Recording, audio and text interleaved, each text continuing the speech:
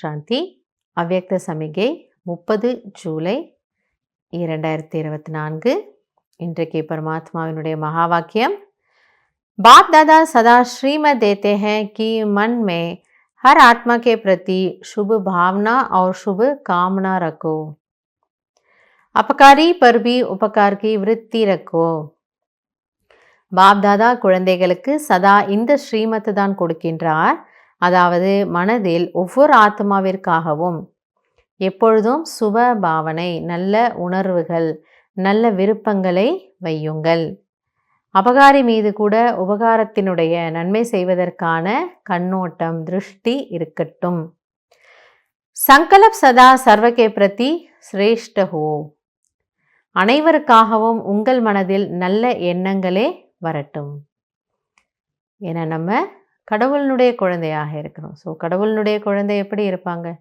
பக்தியில் என்ன சொல்லுவாங்க? அன்பே சிவம் அப்படிங்கிறாங்க. ஸோ நாம் எப்படி இருக்கணும்? அன்பானவர்களாக இருக்கணும்.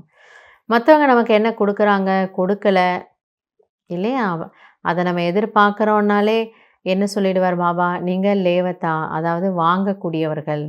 தேவதா கிடையாது. தேவதாவென்றால் கொடுக்கக்கூடியவர்கள். ஸோ நம்முடைய சங்கல்பம், நம்முடைய சிந்தனை எப்படி இருக்கணும்னா, நாம் பாபாவிடமிருந்து வாங்க வேண்டும், பிறருக்கு கொடுக்க வேண்டும். எனவே சங்கல்பத்திலும் கூட அனைவருக்காகவும் நல்ல உணர்வுகள், எண்ணங்கள் இருக்கட்டும். நிஸ்வார்த்தகோ சதா தாத்தாப்பன் கி பாவனாகோ. அதில் எந்த ஒரு சுயநலமும் வேண்டாம் மற்றும் சதா வள்ளலினுடைய பாவனை இருக்கட்டும்.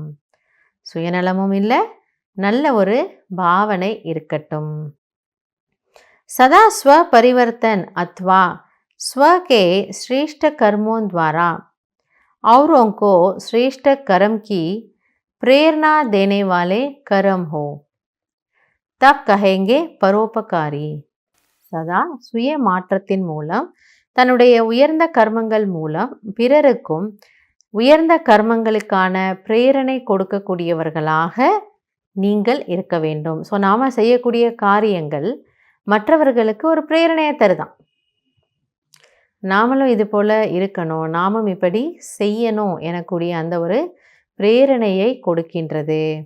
அப்படிப்பட்டவர்களை என்ன சொல்லலான்னா பரோபகாரி.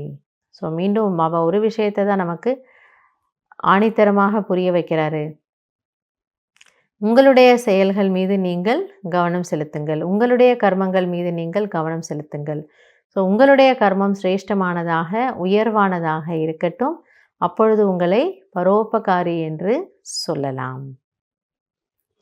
நல்லது. ஓம் சாந்தி.